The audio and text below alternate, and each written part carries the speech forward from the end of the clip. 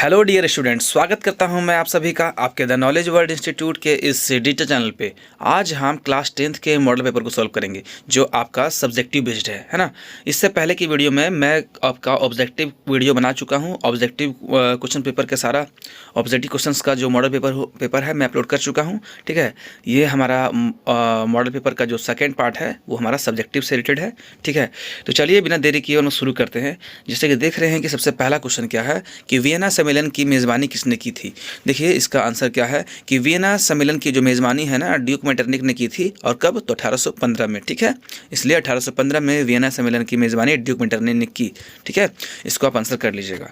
हमारा अगला क्वेश्चन क्या है कि भारत में प्रथम आधुनिक वस्त्र मिल कब और कहाँ स्थापित की गई थी। तो जैसा कि आंसर में क्या है कि प्रथम मिल की स्थापना 1818 में कोलकाता के समीप है ना फोर्ट ग्लास्टर में की गई थी। ठीक है, यानी कि हमारा भारत में आधुनिक वस्त्र मिल का जो है सो स्थापना सबसे पहले कोलकाता में हुआ था। ठीक है, जो फोर्ट ग्लास्टर के पास है। ठीक, चलते हैं अगला क्वेश्चन कि खरीफ फसल किसे कहते हैं। खरीफ फसल आप लोगों को पता है कि बहुत पहले से आप लोग पढ़ते आए होंगे क्लास 7-8 से, है ना। तो वर्षा ऋतु में उगाई जाने वाली फसल जो खरीफ फसल कहते हैं। ठीक है, यानी कि वर्षा ऋतु में जो फसल हम लोग उगाते हैं उसे खरीफ फसल कहते हैं, जैसे कि धान और मक्का आदि। ठीक है, चलते हैं अगला क्वेश्चन। हमारा अगला क्वेश्चन क्या है कि लोकतंत्र में किन्हीं दो चुनौतियाँ को लिखें। यानी कि लोकतंत्र में किन्हीं दो चुनौतियों को लिखें, है ना। सबसे पहला चुनौती देखिए क्या है। हम लोग जान रहे हैं कि यहाँ पे बहुत सारा चुनौती है, तो आपको यहाँ पे बहुत सारा हम लिख दिए हैं, आप चाहें तो इसमें दो लिख सकते हैं। ठीक है, यहाँ क्या लिखा हुआ है कि लोकतंत्र के सामने निम्नलिखित चुनौतियाँ हैं। देखिए पहला क्या है, गरीबी। ठीक है, जैसे कि देख रहे हैं क्या, पहला गरीबी, सांप्रदायिकता, साक्षरता, है ना, राजनीतिक हिंसा, जातिवाद, भ्रष्टाचार, क्षेत्रवाद, है ना, लैंगिक भेदभाव आदि। तो ये सभी जो यहाँ पे आपको लिखवाए हैं हम, ये सारा क्या है आपका लोकतंत्र के सामने आपका चुनौती है। ठीक है, जो काफ़ी ज़्यादा हमारे भारत में देखने को मिलती है। ठीक है, चलिए चलते हैं अगले क्वेश्चन की ओर कि समवर्ती के अंतर्गत कौन कौन से विषय आते हैं। ध्यान दीजिएगा, हमारा क्वेश्चन नंबर 5 है समवर्ती सूची। ठीक है, इसके अंतर्गत कौन कौन से विषय आते हैं। देखिए बताया जा रहा है कि समवर्ती सूची के अंतर्गत जो है ना कुल 52 विषय को शामिल किया गया है। ठीक है, जिसमें से हम लिखते हैं शिक्षा, दीवानी एवं फौजदारी, मुकदमे। ठीक है, और क्या है, श्रम, है ना, श्रम मतलब मजदूरी वगैरह, कल्याण, कारखाने, समाचार पत्र, वन, आर्थिक एवं सामाजिक नियोजन, प्रदूषण नियंत्रण, परिवार नियोजन, है ना, और बाट माप। यानी कि ये सारा हमारा जो है सो क्या समवर्ती सूची के अंतर्गत आने वाली विषय है। तो आप इसमें से कोई भी लिख लीजिए, कोई दिक्कत नहीं है। ठीक है, चलते हैं अगला क्वेश्चन कि मुद्रा को विनिमय का माध्यम क्यों कहा जाता है। क्वेश्चन नंबर 6 में देख रहे हैं कि मुद्रा को विनिमय का माध्यम क्यों कहा जाता है। जान रहे हैं मुद्रा हमारा क्या है, आज की डेट में हम लोग जो भी काम करते हैं मुद्रा से करते हैं। ठीक है, मुद्रा हमारा जो है सो आज के लाइफ में, आज हमारे डेली लाइफ में रोज उपयोग किया जाता है। ठीक है, मुद्रा मीन्स करेंसी, मनी, पैसा जो बोलते हैं, है ना। देखिए सबसे पहला इसका आंसर क्या है, देख रहे हैं कि प्राचीन समय 1 मिनट थोड़ा सा मैं बड़ा कर लूँ। क्या है कि प्राचीन समय में विनिमय का माध्यम केवल वस्तु हुआ करता था, यानी वस्तु विनिमय, जिसमें वस्तु के बदले वस्तु, है ना, वस्तु के बदले वस्तु का लेन देन किया जाता था। ठीक है, लेकिन क्या बोलते हैं आज के डेट में ना कि परंतु इसमें हानियों का सामना करना पड़ता था। लेकिन बात साफ है, यहाँ देख रहे हैं आप कि आज से पहले की बात करें ना, प्राचीन समय में वस्तु के बदले वस्तु का लेन देन हुआ करता था। जैसे कि आपको अगर 1 किलो चावल चाहिए तो आप है ना, आपको अगर तो जैसे कि पहले ज़माना की बात करें ना, पहले प्राचीन काल की बात करें तो लोग क्या करते थे ना, वस्तु विनिमय प्रणाली का उपयोग करते थे। जैसे कि मान लीजिए कि मैं धान उगाता हूँ और आप आलू उगाते हैं, तो मुझे 1 किलो आलू चाहिए तो मुझे आपके पास जाना पड़ेगा, और आपको अगर चावल चाहिए तो मुझे आपके पास है ना, मेरे पास आना पड़ेगा, आपको मेरे पास आना पड़ेगा। और हम लोग क्या करेंगे, एक दूसरे का सामान का अदला बदली करके अपना जो है सो आवश्यकता का जो वस्तु है उसको ले पाएंगे, है ना। लेकिन आज के डेट में ऐसा नहीं है। इसमें जो है ना, इसमें पहले क्या होता था, बहुत ज़्यादा हानि होता था। ठीक है, तो देखिए हम लोग बात करते हैं क्या है कि वस्तु विनिमय प्रणाली जो है ना सबसे पहले थी प्राचीन समय में। जैसे कि देख रहे हैं कि प्राचीन समय में जो है सो, मैं इसको फिर से पढ़ा दूँ। तो जैसा कि देख रहे हैं इस क्वेश्चन में क्या है कि मुद्रा जो है सो हमारे जो है ना, आज हमारा जो है सो विनिमय का माध्यम बन चुका है। रीजन क्या है, देख रहे हैं कि क्वेश्चन क्या लिखा हुआ है, इसका आंसर, इस क्वेश्चन का आंसर कि प्राचीन समय में विनिमय का माध्यम केवल वस्तु हुआ करता था, है ना। यानी कि आज से कई साल पहले प्राचीन समय में वस्तु के बदले वस्तु का लेन देन हुआ करता था। ठीक है, जैसा लिख रहा है कि वस्तु विनिमय जिसमें वस्तु के बदले वस्तु, है ना, का लेन देन किया जाता था, परंतु क्या होता था ना कि इसमें कई ज़्यादा हानि का सामना करना पड़ता था। ठीक है, वही लिखा हुआ यहाँ पे कि 1 मिनट।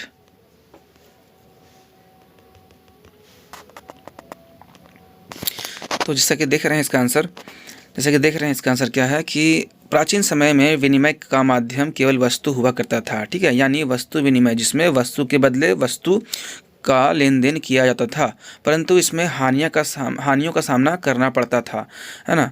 इन्हीं कमियों को दूर करने के लिए मुद्रा का आविष्कार हुआ और अब वस्तु के बदले वस्तु नहीं, बल्कि वस्तु के बदले मुद्रा और मुद्रा के बदले वस्तु का लेन देन किया जाता है। इसलिए मुद्रा क्या है हमारे लाइफ में, है ना, विनिमय का माध्यम बन चुका है। ठीक है, इसलिए हम लोग इसको क्या बोलते हैं, मुद्रा को विनिमय का माध्यम कहा जाता है।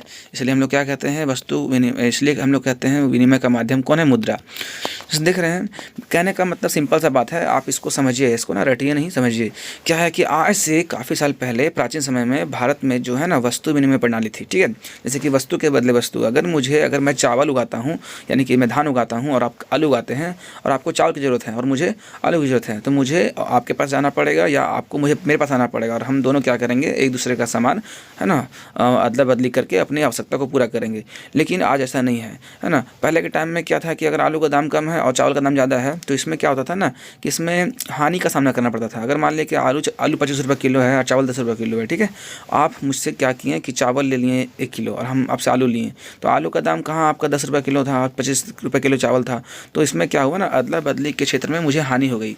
मैं आपको चावल दे दिया और आपसे मैं आलू खरीद लिया, ठीक है, लेकिन इसमें क्या हुआ कि मैं आपसे 10 रुपये का सामान खरीदा और आपने मुझसे 25 रुपये का सामान खरीदे, है ना। तो इसमें क्या हुआ कि वस्तु विनिमय प्रणाली में हानि का सामना करना पड़ता था। तो इसी कमी को दूर करने के लिए मुद्रा का आविष्कार हुआ और जब मुद्रा का आविष्कार हुआ ना तो हर चीज़ का सही जो बोलते हैं ना भाव और माप तौल हो गया, इसका जो है सो मतलब सुनिश्चित कर दिया गया।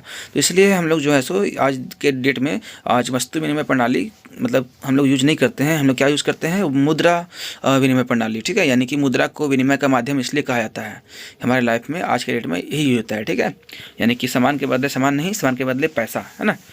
चलिए चलते हैं अगले नंबर क्वेश्चन में। क्वेश्चन नंबर 7 क्या है कि विदेशी निवेश से क्या तात्पर्य है। देखिए, विदेशी निवेश मतलब विदेश में निवेश करना। ठीक है, यहाँ बोल रहा है आंसर कि यदि एक देश व्यापार के लिए किसी दूसरे देश में पूंजी या धन का निवेश करता है तो इसे क्या बोलते हैं, विदेशी निवेश कहा जाता है। ठीक है, यानी कि समझ में आ गया साफ साफ। अगर भारत में अमेरिका क्या कर रहा है, निवेश कर रहा है अपने कंपनी को खोलने के लिए और कंपनी बनाने के लिए, कंपनी यहाँ पे चलाने के लिए, तो वो यहाँ क्या करेगा, काफ़ी मात्रा में खर्च करेगा, तो उस खर्च को बोलेंगे विदेशी निवेश किया जा रहा है भारत में, है ना।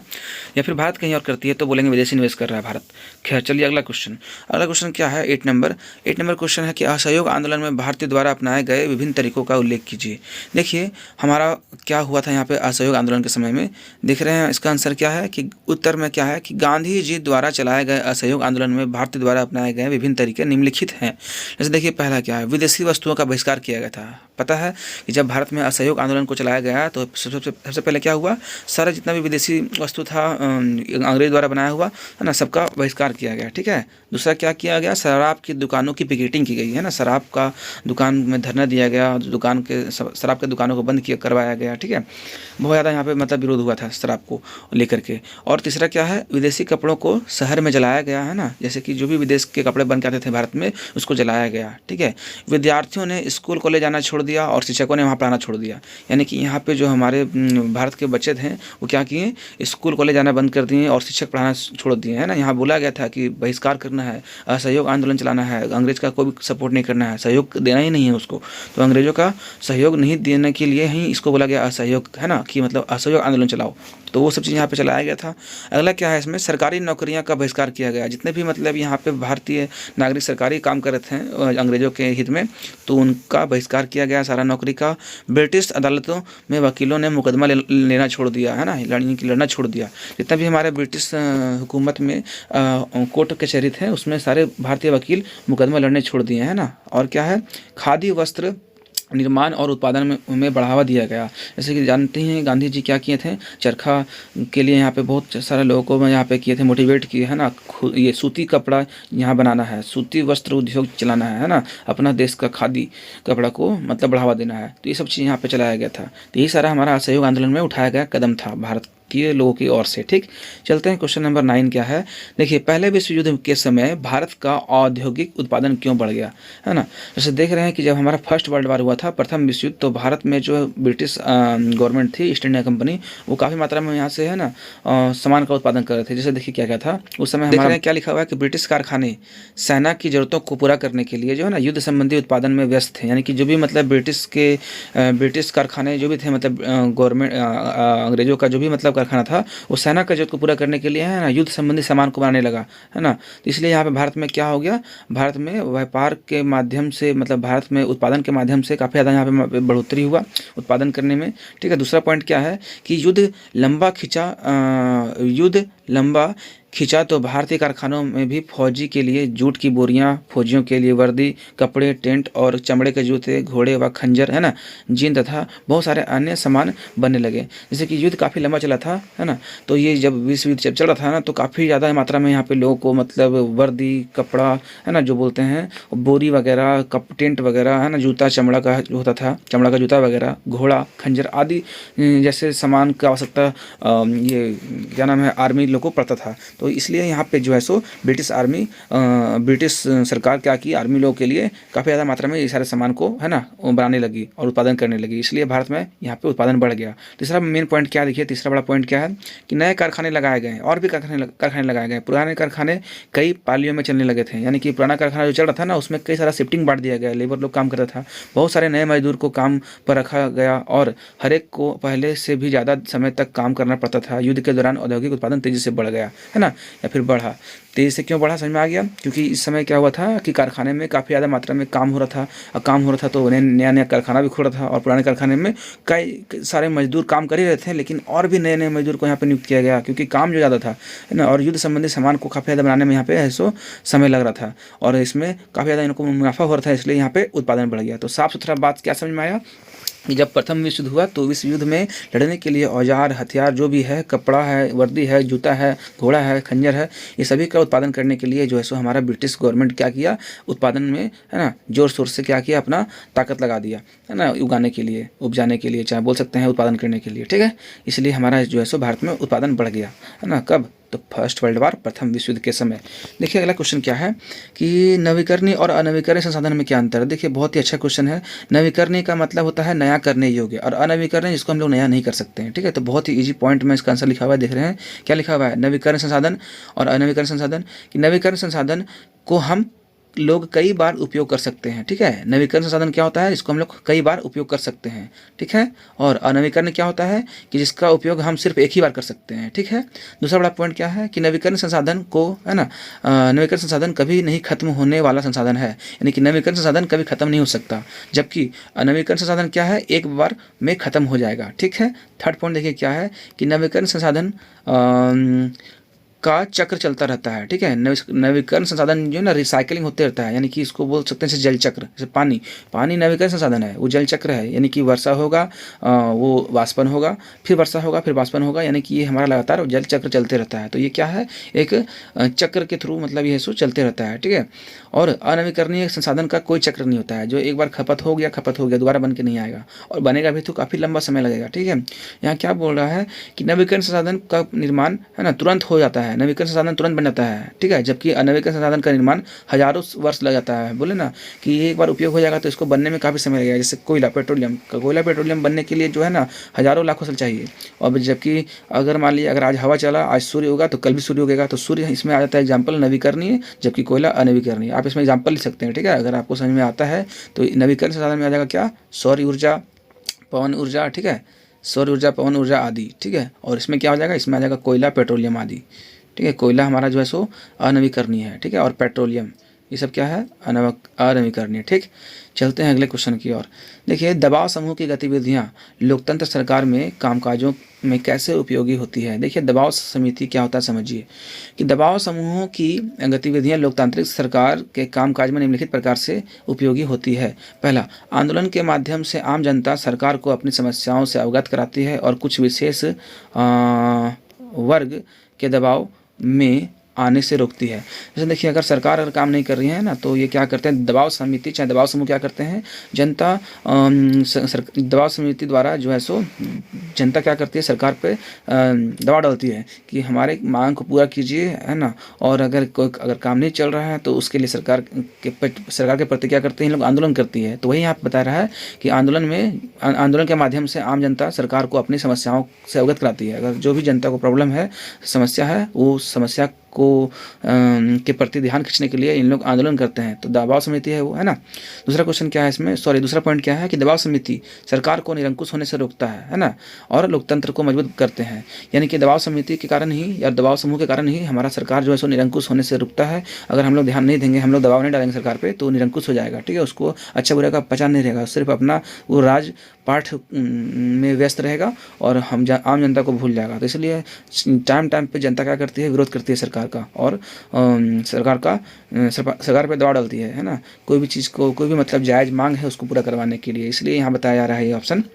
थर्ड इसमें ऑप्शन क्या है, थर्ड पॉइंट बता रहा है इसमें कि दबाव समूह सरकार को किसी एक हित में कानून बनाने से रोकता है। अगर सरकार सभी के पक्ष में नहीं देख रहा है, सभी के पक्ष के लिए नहीं बना रहा है, ठीक है, तो क्या करता है, दबाव समिति उसको रोकता है, बोलता है हम नहीं मानेंगे कानून को, सभी के लिए कानून बराबर होना चाहिए। बात सही है। इसलिए जो है सो किसी एक के हित में ना होकर के कानून सभी के हित में होना चाहिए। इसीलिए जो है सो दबाव समिति क्या करता है, यहाँ पे कानून बनाने से रोकता है ऐसा कानून, ठीक है।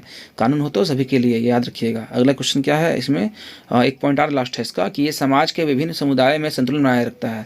यानी कि दबाव समिति ही क्या करता है, सारे कास्ट है, रिलीजन है, जातिवाद है, धर्म है ना, सभी समुदाय में क्या होता है, संतुलन बनाए रखता है। अगर मान लीजिए कोई विशेष जात का अगर कोई नेता मंत्री जीत गया तो वो क्या करेगा, अपने जात को ध्यान देगा। तो इसलिए यहाँ पे क्या होता है कि जातिवाद भावना यहाँ पे जो है सो बहुत ज़्यादा है भारत में, और धर्मवाद भी है। यानी कि बोल सकते हैं उसको, धर्म पे भेदभाव और जात पे भेदभाव ज़्यादा होता है। तो सरकार को क्या करना पड़ता है, सभी पे ध्यान देना पड़ता है। उसके लिए कौन है, तो हमारा दबाव समूह क्या करता है, बनाता है इस पे संतुलन, कि अगर मान लीजिए कोई विशेष जात और या किसी विशेष धर्म पे अगर सरकार देती है ध्यान, तो अगला आदमी क्या करेगा, अगला जो जात है चाहे धर्म है, वो क्या करेगा, सरकार को पूछेगा कि हमारी और क्यों ध्यान नहीं दिया जा रहा है ना। इस टाइप की बातें को ध्यान रखिएगा। यानी सभी के हित में बात होनी चाहिए। बात सिंपल सा है। चलते हैं अगले क्वेश्चन में।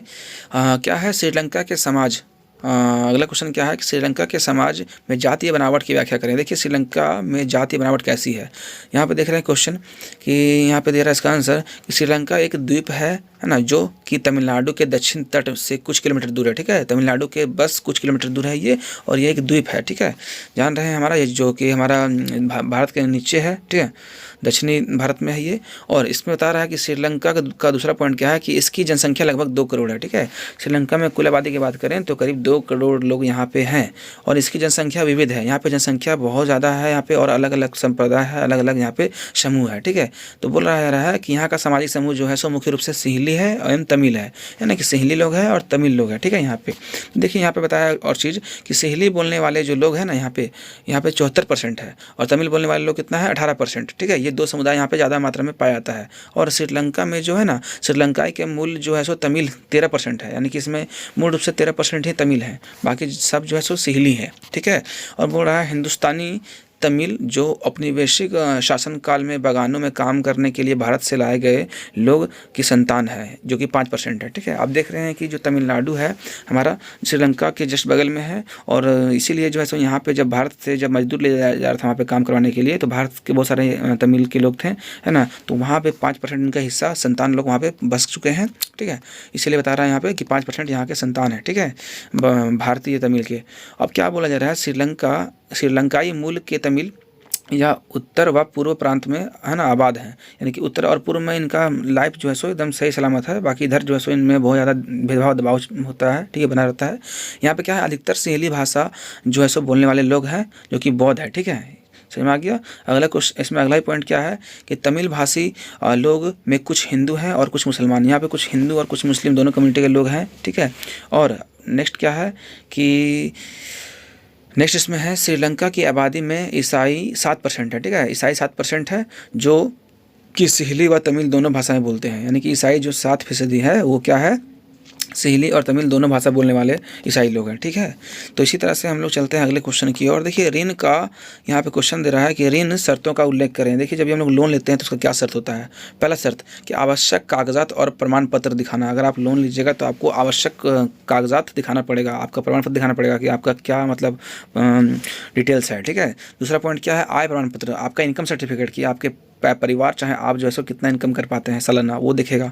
गारंटर का आवश्यक होना, यानी कि आप जब लोन लीजिएगा तो आपको गारंटर रखना पड़ेगा कि मतलब साथ में कौन है आपके सबूत के लिए कि आप लोन ले रहे हैं, आप चुकाइएगा कि नहीं चुकाइएगा। ठीक है, इसमें क्या है, संपत्ति का होना, आपका कुछ साइड से प्रॉपर्टी होनी चाहिए जिसमें हमारा जो है सो आप लोन ले रहे हैं तो जो है सो वो बैंक से ले रहे हैं चाहे किसी से ले रहे हैं तो वो क्या करेगा, वो संपत्ति को देख के देगा आपको कि अगर आप नहीं चुका पाएँ तो आपका संपत्ति को जब्त करेगा वो, है ना। तो संपत्ति का भी जो है सो होना यहाँ पे अति आवश्यक है। तो ये सब शर्त है।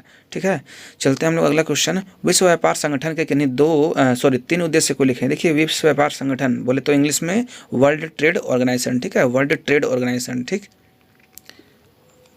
तो वर्ल्ड ट्रेड ऑर्गेनाइजेशन है, इसका तीन कोई उद्देश्य को बताएं। देखिए पहला क्या है, देखिए विश्व व्यापार संगठन यानी कि विश्व व्यापार संगठन जो है सो हमारा अंतर्राष्ट्रीय व्यापार है, जो कि अंतर्राष्ट्रीय व्यापार को बढ़ावा देता है। जानते ही हैं कि ये दुनिया भर के विदेशों में क्या करता है, अपना अर्थव्यवस्था और अपना व्यापार को बढ़ावा देता है। ठीक है, दूसरा पॉइंट क्या है कि अंतर्राष्ट्रीय व्यापार हेतु नियमों को निर्धारित कर उसे लागू करता है। ठीक है, मतलब समझ में आया कि अपना जो भी नियम कानून है व्यापार के प्रति वो है सो अंतर्राष्ट्रीय स्तर पर लागू करेगा, जिसको मानना पड़ता है जो इसमें शामिल हैं, जो देश। ठीक है, अंतर्राष्ट्रीय व्यापार में।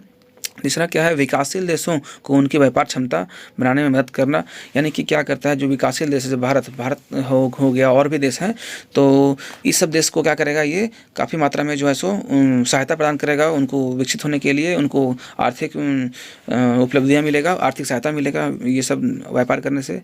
हम लोग जानते हैं कि विश्व व्यापार संगठन क्या करता है, दूसरे देश हम लोग जानते हैं कि विश्व व्यापार संगठन क्या है कि एक देश से दूसरे देश में व्यापार करने की जो प्रक्रिया है ना, इसमें क्या होता है, विकासशील देश को क्या होता है, मौका मिलता है अपना क्षमता, अपना अर्थव्यवस्था को सुधारने का जो है सो मौका मिलता है यहाँ पे। ठीक है, अपनी क्षमता को बढ़ाना, अपना अर्थव्यवस्था को सुधारना। ठीक, वही यहाँ पे इसका तीन लिखवाए हैं हम विशेषता। ठीक है, तीन उद्देश्य। चलिए देखते हैं अगला क्वेश्चन। 15 नंबर क्वेश्चन क्या है कि 18वीं सदी 1 मिनट, क्वेश्चन नंबर 15 क्या है कि 18वीं सदी के यूरोप में कुछ लोगों को ऐसा लगता था कि मुद्रण संस्कृति ने निरंकुशवाद का अंत और ज्ञानोदय होगा, है ना। यानी कि 18वीं सदी में क्या लगता था ना यूरोप के लोगों को कि जो मुद्रण संस्कृति है से निरंकुशवाद का अंत हो जाएगा और ज्ञानोदय होगा। ठीक है, देखते हैं इसके बारे में क्या है, थोड़ा सा हम लोग इसको पढ़ेंगे। बताया जा रहा है कि 18वीं सदी के मध्य तक यह आम विश्वास बन चुका था कि किताबों के जरिए प्रगति और ज्ञान में वृद्धि होती है ना। कि जानते हैं किताब क्या है, किताब आदमी के लाइफ में क्या है, एक ज्ञान का प्रतीक है, इससे ज्ञान की वृद्धि होती है ना। अनेक लोगों का यह मानना था कि किताब दुनिया को बदल सकता है ना। लोग मानता था क्या, किताब से दुनिया को बदला जा सकता है। ठीक है, किताबें क्या करती है, निरंकुशवाद और आतंक की राज्य सत्ता को है ना मुक्ति दिलाकर एक दौर लाएगी जब विवेक और बुद्धि का राज होगा। जैसे किताब आने से क्या होता है, बोलता है कि लोग है सो निरंकुशवाद नहीं करेंगे, लोग है सो जागरूक होंगे, है ना, और आतंकवाद नहीं फैलेगा। लोग क्या करेंगे, पढ़ लिख करके थोड़ा सा बुद्धिमान बनेंगे, है ना, और अपने साथ लोग क्या करेंगे, विवेक और बुद्धि का राज होगा। यानी कि लोग क्या करेंगे, लोगों को बुद्धि अर्जन होगा, लोग के पास दिमाग आएगा और वो अपने दिमाग के बदौलत, अपने ज्ञान के आधार पे दुनिया में अपना जो है सो चलेंगे, है ना। तो वही यहाँ पे है, तो लोगों का मानना ये है। और यहाँ तक हालांकि सही भी है, शिक्षा बिना कुछ नहीं है, शिक्षा रहेगा तो आदमी लोग ज्ञानी कहलाता है ना। लोग शिक्षित आदमी और अशिक्षित आदमी में बहुत फ़र्क होता है ना। शिक्षित आदमी क्या करता है, वो अपना हर चीज़ को ले के चलता है, अपना हर अच्छा बुरा पहचानने का वो रखता है हुनर। ठीक है, वही है। उपन्यासकारों का मानना था कि छापाखाना प्रगति का सबसे ताकतवर औजार है, इससे निरंकुशवाद समाप्त हो जाएगा। उन्हें विश्वास था कि ज्ञान वृद्धि करने और निरंकुशवाद के आधार पर नष्ट करने की छापेखाने की भूमिका है ना अहम होगी। जैसे जानते हैं कि जैसे देखिए कोई अगर निरंकुशवाद कर रहा है या फिर कोई हमारे ऊपर शासक है जो हम पे बुराई कर रहा है, हम पे हमारा शोषण कर रहा है, तो छपाई खाना में क्या होगा कि हम लोग पेपर के माध्यम से, अखबार के माध्यम से उसका है ना पोल पट्टी खोल सकते हैं। इसलिए लोगों को यहाँ पे पे डर है। तो यही बता रहा है यहाँ पे, मतलब उपन्यासकारों का मानना है कि इससे निरंकुशवाद खत्म हो सकता है। जो राजा, जो भी मतलब सरकार है, चाहे हमारे ऊपर राजा है, चाहे शासक है, जो हम पे निरंकुशवाद करेगा, है ना, उस पर नज़र रखा जा सकता है। जैसे कि आज के डेट में लोग क्यों डरते हैं मीडिया से, इसी कारण से कि किसी का पोल ना खुल जाएगा अखबार के थ्रू, है ना। इसलिए यही हमारा निरंकुशवाद को ख़त्म करेगा। ये बात सही है। लोगों की इस सोच के पीछे निम्नलिखित कारण थे। यूरोप में ज़्यादातर हिस्से में साक्षरता बढ़ती जा रही थी, ठीक है। यहाँ पे क्या था कि लोगों की पढ़ने की संख्या बढ़ रही थी, साक्षरता दर बढ़ रही थी, लोग शिक्षित हो रहे थे। दूसरा ऑप्शन क्या है इसमें कि यूरोपीय देशों में साक्षरता और स्कूल के प्रसार के साथ लोगों में जैसे पढ़ने का जुनून पैदा हो गया चाहिए थी, है ना, हो गया, लोगों को किताबें चाहिए थी और इसलिए मुद्रक ज़्यादा से ज़्यादा किताब छापने लगे। जैसे कि देख रहे हैं यूरोप में जो है सो स्कूल है और शिक्षा है, काफ़ी ज़्यादा मतलब यहाँ पे विस्तार कर रहा है। लोगों को पढ़ने का जुनून पैदा हो गया, लोग पढ़ने के लिए माहिर हो गए, है ना। तो यहाँ पे काफ़ी मात्रा में किताब वगैरह छपा जाने लगा छापे खानों से, ठीक है। इसलिए देख रहे हैं यहाँ पे लोग ध्यान ज़्यादा दे रहे हैं पढ़ाई में। थर्ड पॉइंट क्या है कि मॉडर्न संस्कृति के आगमन के बाद आम लोग में वैज्ञानिकों तथा दार्शनिकों के विचार, है ना, अधिक रखने लगे। यानी कि मॉडर्न संस्कृति से क्या हुआ, लोग वैज्ञानिक और दार्शनिक लोग का जो विचार है ना, और अधिक यहाँ पे लोग के आम जनता के बीच में रखा जाने लगा। लोग यहाँ पे स्मार्ट बनने लगे, है ना। और क्या बताया जा रहा है, वैज्ञानिक और दार्शनिक भी आम जनता की पहुँच से बाहर नहीं रहे। प्राचीन एवं मध्यकालीन ग्रंथ संकलित किए और नक्शों के साथ साथ वैज्ञानिक खाके भी बड़ी मात्रा में छापे, है ना। देख रहे हैं वैज्ञानिक और दार्शनिक क्या कर रहे हैं, लोगों के बीच में और भी ज़्यादा जानकारियाँ ला रहे हैं, नक्शा छाप रहे हैं, है ना, और भी जानकारियाँ लोगों को संकलित करके दे रहे हैं किताबों में, ठीक है। तो इस तरीके से हम लोग देख पाएँ कि क्या हुआ कि 18वीं सदी में यूरोप में लोगों को लगने लगा कि मॉडर्न संस्कृति से क्या हो सकता है, निरंकुशवाद का, है ना, अंत हो सकता है। बात सही है, लोग पढ़ लिख लेगा ना तो आपके ऊपर, अगर हम लोग पढ़ लिख लेते हैं तो हम पे कोई राज नहीं कर सकता है, हमको है सो कोई अपने गुलाम बना के नहीं रह सकता है ना। हम उसके खिलाफ लड़ सकते हैं, हम उसके खिलाफ आवाज़ उठा सकते हैं। जब हम लोग शिक्षित रहेंगे तभी ना, शिक्षित नहीं रहेंगे तो कहाँ से करेंगे। और भी देखिए इसमें पॉइंट है, लास्ट पॉइंट क्या है कि साहित्य में विज्ञान, तर्क और विवेकवाद के विचार महत्वपूर्ण स्थान हासिल करते जा रहे थे, है ना। साहित्य के क्षेत्र में क्या हो गया, लोग विज्ञान, तर्क, है ना, विवेकवाद, सारा विचार इन लोग का, है ना, एक अलग स्थान बना रहा था इन लोग के मन में। और अगला इसमें क्वेश्चन क्या है देख रहे हैं, थोड़ा सा मैं इसलिए जल्दी बोल रहा हूँ ना क्योंकि वीडियो काफ़ी ज़्यादा लंबा होता है, ठीक है। तो आप लोग थोड़ा सा कोऑपरेट कीजिएगा और समझ के अपना है सो क्वेश्चन को सॉल्व भी कीजिएगा, ठीक है। बहुत इंपॉर्टेंट क्वेश्चन है। आप इस वीडियो को अगर देख पा रहे हैं, अगर आए हैं इस चैनल में, तो इस चैनल को सब्सक्राइब कर लें और हमें सपोर्ट करें, और हम भी आपके सपोर्ट में लगे रहेंगे क्योंकि हमारा चैनल नया है और इस चैनल को सपोर्ट करना आपका फ़र्ज़ है, ठीक है। तो चलिए हम लोग चलते हैं अगले क्वेश्चन में। 16 नंबर क्वेश्चन क्या है कि लोकतंत्र किन स्थितियों में सामाजिक विविधता को संभालता है और उनके बीच सामंजस्य बैठाता है। देख रहे हैं कि सभी देशों में सामाजिक विभिन्नता सामान्य है, ठीक है, परंतु लोकतंत्र के माध्यम से यह संभव है कि सभी स्थितियों के बीच सामंजस्य बिठाया जा सकता है। देखिए लोकतंत्र क्या करता है ना, विभिन्न परिस्थितियों में क्या करता है, लोगों में सामंजस्य बिठाता है, समझौता बिठाता है, ठीक है। हमारा देश क्या है, हिंदू, मुस्लिम, सिख, ईसाई, है ना, जैन, बौद्ध, सबसे भरा हुआ है हमारा देश। यहाँ पे विभिन्नता काफ़ी ज़्यादा है, लेकिन फिर भी हम लोग बीच में क्या है, सामंजस्य है ना। हम लोग क्या करते हैं, समझौता करते हैं आपस में, कभी भी लड़ाई झगड़ा नहीं करते हैं। अगर लड़ाई झगड़ा गलती से हो भी आती है तो लोगों को समझाया बुझाया जाता है, ठीक है, क्योंकि एक ही देश में रहना है तो सबको मिलकर रहना पड़ेगा ना, लड़ाई करने से कोई फायदा नहीं है। तो वही दिख रहा है। पहला पॉइंट क्या है देखिए कि लोकतंत्र में सभी को समान अधिकार है। हम लोग को पता है कि लोकतंत्र में अमीर हो चाहे गरीब हो सभी का समान अधिकार है ना। और अमीर गरीब को वोट का भी मूल्य समान है, सब लोग समान वोट देगा, एक आदमी एक वोट, चाहे अमीर हो चाहे गरीब हो, है ना। सभी आर्थिक वर्ग के व्यक्तियों को एक समान अधिकार प्राप्त है, इसमें कोई भेदभाव नहीं है। हम लोग जानते हैं हिंदू, मुस्लिम, सिख, ईसाई जो भी है सबका समान यहाँ पे वोट है, सबका समान अधिकार है ना। अमीर गरीब जो भी है सबका यहाँ पे क्या है, समान अधिकार है, समान हक है। तो वही है, लोकतंत्र में पुरुष व महिलाओं को बराबर अधिकार प्रदान किए गए हैं। पुरुषों को समान ही महिलाओं को भी अपना ना व्यवसाय चुनने का पूरा अधिकार है। जिस तरीके से पुरुष अपने आप को स्वतंत्र पाता है वैसे महिलाओं को भी अब स्वतंत्रता दी गई है। पुरुष जो काम करना चाहता है वो महिलाएं भी कर सकती है, कोई रोक टोक नहीं है ना, दोनों समान है यहाँ पे। थर्ड इसमें क्या बता रहा है, लोकतंत्र में अल्पसंख्यकों और बहुसंख्यकों का समान महत्व है, दोनों ही एक दूसरे की भावनाओं का आदर व सम्मान करते हैं। जैसे कि देखिए भारत में हिंदू मुस्लिम है ना, हिंदू मुस्लिम ईसाई सिख है, सबको अल्पसंख्यक माना जाता है, हिंदू को बहुसंख्यक माना जाता है, लेकिन फिर भी इन दोनों में क्या है, काफ़ी ज़्यादा एक दूसरे का भावनाओं का आदर सम्मान देखने को मिलता है। लोग एक दूसरे का भेदभाव नहीं करते हैं ना। तो देख रहे हैं 100 में से 10 भेदभाव करेंगे लेकिन 90 लोग साथ रहेंगे, है ना। यही हमारा जो है सो भारत का पहचान है। देखिए अगला इसमें क्या है पॉइंट कि सामाजिक समूहों के टकराव को पूरी तरह से समाप्त नहीं किया जा सकता, है ना, परंतु लोकतंत्र के माध्यम से भी सभी में सामंजस्य स्थापित किया जा सकता है। हम लोग जानते हैं कि, है ना, कोई भी जात धर्म है उसको समाप्त नहीं कर सकते हैं, है ना। उसमें हम लोग कितना लड़ाई झगड़ा करेंगे, कोई फायदा नहीं है। वही है लास्ट में क्या कि सामंजस्य बैठाओ, अपना आपस में क्या करो, फैसला करो, समझौता करो और मिल के रहो। यही हमारा जो है सो देश में लोकतंत्र में जो है सो एक सामंजस्य का एक प्रतीक है, ठीक है। हमारा भारत में लोकतांत्रिक हमारा जो धर्म, हमारा जो देश है ना, ये क्या करता है, लोगों के बीच में सामंजस्य स्थापित करता है, ठीक है। हमारा देश का खासियत यही है। लोकतंत्र में एक और क्या चीज़ है कि लोकतंत्र में लोगों को धार्मिक स्वतंत्रता प्रदान है, ठीक है। आदमी हिंदू, मुस्लिम, सिख, ईसाई जो भी है वो अपना धर्म के प्रति जो है सो स्वतंत्र है। वो अपना धर्म का खुलेआम प्रचार प्रसार कर सकता है ना, जो उसको मन करता है वो कर सकता है, ठीक है। उसमें कोई दबाव नहीं है, ठीक है। इसलिए देख रहे हैं हम लोग अगला क्वेश्चन की ओर चल रहे हैं। क्वेश्चन नंबर 17 क्या है, देख रहे हैं कि एक अर्थव्यवस्था में मुद्रा की भूमिका की विवेचना कीजिए। देखिए मुद्रा का क्या काम है हमारा अर्थव्यवस्था में, देख रहे हैं क्वेश्चन। देखिए आंसर क्या है कि एक अर्थव्यवस्था में मुद्रा की भूमिका निम्न है। उपभोग की मुद्रा की भूमिका, देख रहे हैं उपभोग में मुद्रा की भूमिका। उपभोग मीन्स होता है कोई भी वस्तु का उपभोग करना, यूज करना। अगर हम कोई भी वस्तु का उपभोग करेंगे तो उसमें मुद्रा का भूमिका देखिए क्या है। जैसा कि हम जानते हैं कि मुद्रा विनिमय माध्यम के रूप में अपनाई जाती है, इसलिए हम अपने आवश्यकता की संतुष्टि के लिए मुद्रा के बदले वस्तु तथा सेवा का क्रय करते हैं। जैसे उपभोग के रूप में हम कोई वस्तु चाहे कोई सेवा का क्रय करेंगे, ठीक है, तो उसके लिए हमको पैसा देना पड़ेगा, ठीक है। तो देख रहे हैं सबसे पहला पॉइंट ये है। दूसरा पॉइंट क्या है, व्यापार में मुद्रा की भूमिका। पहला हो गया उपभोग में, दूसरा व्यापार में, ठीक है। व्यापार में मुद्रा की क्या भूमिका है, ध्यान दीजिएगा। मुद्रा के द्वारा व्यापारिक क्रियाएं सफलतापूर्वक की जा सकती है ना, की जाती है। और क्योंकि मुद्रा की सहायता से एक स्थान से वस्तुओं का क्रय करके उन्हें दूसरे स्थान तक विक्रय किया जा सकता है। देख रहे हैं आज मुद्रा के माध्यम से ही व्यापार जो है सो एक स्थान से दूसरे स्थान तक किया जा रहा है, ठीक है। तो हमारा व्यापार के क्षेत्र में भी मुद्रा बहुत महत्वपूर्ण भूमिका निभाता है।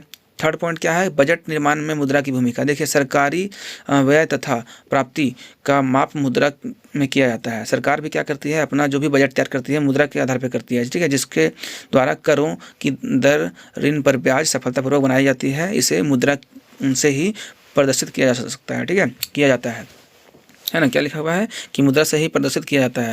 यानी बजट निर्माण हो, सरकार की जो भी मतलब आय व्यय खर्च है और कर का जो निर्धारण कर रही है सरकार क्या कर रही है, सब मुद्रा के आधार पर कर रही है, ठीक है। अब देखिए अगला क्वेश्चन, इसमें अगला पॉइंट क्या है कि राष्ट्रीय आय के मापन में मुद्रा की भूमिका।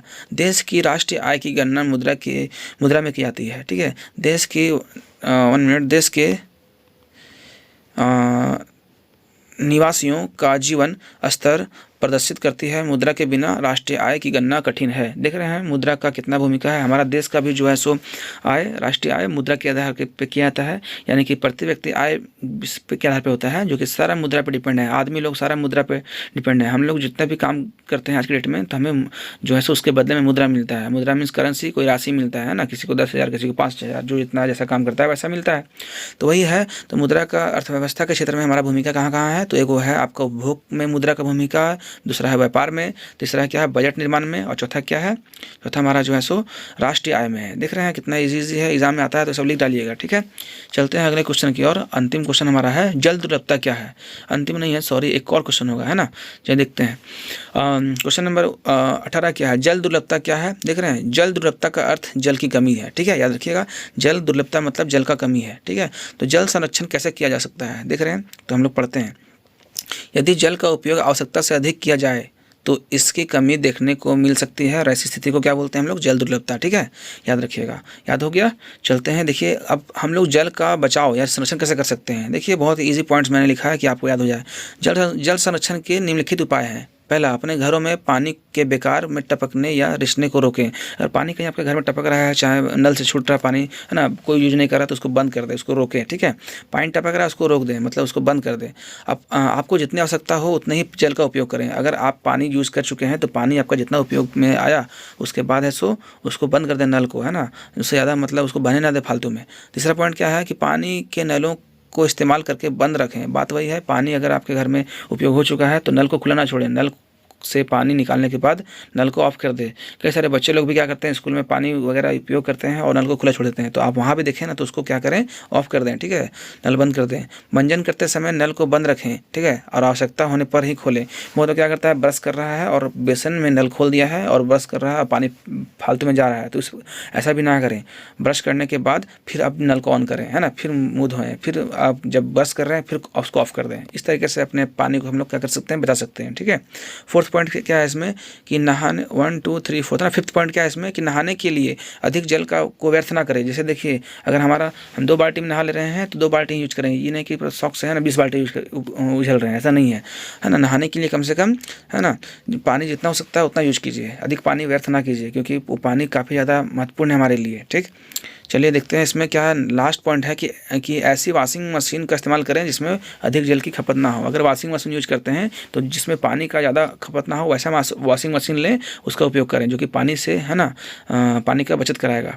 19 नंबर क्वेश्चन जो है ना, इसमें देख रहा है कि हम लोग को दिखाना है ये सब चीज़, अजमेर हजारीबाग कहाँ कहाँ क्या है। तो मैंने इसको दिखा दिया। अच्छा, देख रहे हैं कि ये हमारा नक्शा है। तो देख रहे हैं कि 19 नंबर क्वेश्चन में हम आपका मैप वर्क आ गया है। अजमेर कहाँ है, तो 1 नंबर में मैंने कर दिया, ठीक है। 1 नंबर देख रहे हैं, यहाँ पे राजस्थान में पड़ता है अजमेर, ठीक है। दूसरा नंबर क्वेश्चन क्या है, दूसरा नंबर इसमें है हजारीबाग कहाँ है, तो आपको दिखाना है। देखिए सेकंड नंबर हजारीबाग यहाँ पे 2 नंबर में, ठीक है। थर्ड क्या है, लौह एवं अयस्क क्षेत्र, तो लौह एवं अयस्क क्षेत्र आपका कहाँ है, थर्ड में, देख रहे हैं यहाँ पे उड़ीसा में, ठीक है। और फोर्थ नंबर क्या है आपका फोर्थ नंबर जहाँ दिखा रहा है नीचे कि ये क्या है, तो देखिए वो आंध्र प्रदेश है। और फोर्थ में देखिए क्या है, सो फोर्थ में आपका विशाखापट्टनम है, ठीक है, जो आपका क्वेश्चन में दे रखा है। आप 4 में विशाखापट्टनम कर दीजिए और 5 में मंगलुरु कर दीजिए। मंगलुरु कहाँ है, तो नीचे बेंगलोर में, ठीक है, 5 नंबर। तो इस तरीके से हमारा जो है सो पाँचों जो है सो नाम का जो है सो हम लोग मैप में दर्शा चुके हैं, पाँचों नाम को। तो इस तरीके से हमारा ये सब्जेक्टिव क्वेश्चन का मॉडल सेट कंप्लीट होता है। तो स्टूडेंट्स, अगर आप इस चैनल पर आए हुए हैं तो इस चैनल को सब्सक्राइब कर दें, इससे हमारा और आपका दोनों का सपोर्ट बना रहेगा। बहुत मेहनत लगता है वीडियो बनाने में, क्वेश्चन आंसर को हमारा ये डिजिटली करने में, ठीक है। तो उम्मीद करते हैं कि आपको समझ आया होगा। समझ में नहीं आया होगा तो आप कमेंट करें और मिलेंगे हम लोग अगले वीडियो में। तब तक के लिए थैंक यू, धन्यवाद।